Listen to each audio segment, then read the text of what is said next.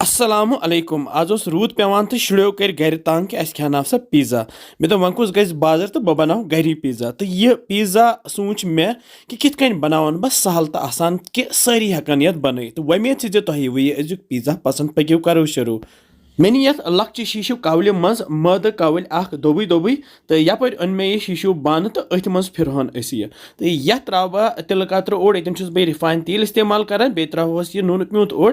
तो बे त्रोस सखबोल आब तो सखबोल आब त्रथी रलावन असल पे आब त्रोस ठहरथी तो रलाव असल पे ये तोन बैटर बन न गन ज्यादा मुट तो न ज्यादा तोन इत मे बनो बिल्कुल इथे कन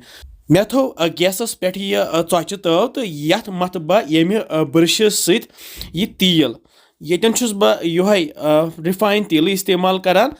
तो अमे पत त्रो यह बैटर आट्युक ये पे तो यह फहलावो सही पे यह चपर फहलन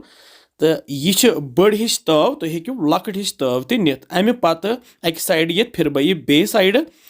तो वो यह पान वन हिलान तो अमे पत तुल मे यह कांट तो अमी सर बह ये निक निक जद यन कोर मे गैस वन बंद तो बे साइड तर मे निक निक जद तो अमे पत त्राव बह ये पिज़्ज़ा सॉस हेको घर ते बनइथ तो यह बाजरी ते आसान कुनन तो हेकू यह कुन ते डिपार्टमेंटल स्टोरन पे अनित तो यह मत बात चपर तो अमे पत मे यह शिमला मिर्च अत मे यम जैशर सान कल करम जजे तो यम त्रे मे अत पे तो थमा सजित अमे पत मे यमन टमाटरन ते जजे कल करम तो यम ते सजावो अत पे कन तो यम सारे टमाटर खंज त्रयित मे यन गंड ओड़ तो निकरोमुत तो यह त्राव बह पे गंड यन ऑप्शनल या तुम हेकू कह पन पसंदीदा सब्जी ये पे त्रयित तो अमे पत त्रो ये मोज़रेला चीज़ यह अमूल डाइसड चीज़ यह मोज़रेला चीज़ क्यूबन मज आसान तो यह कड़ बह ये मज कप तो यह त्रा बह पे यह सोरी पैकेट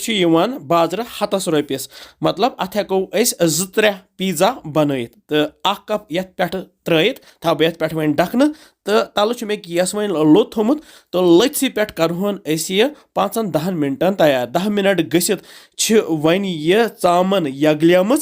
तो यह फैले सरसी तो वन करो गैस बंद तो गैस बंद कर मे यह प्लेट तो अथ पे फिरहन माशाल्लाह वो क्युत ज़बरदस्त पिज़्ज़ा बनो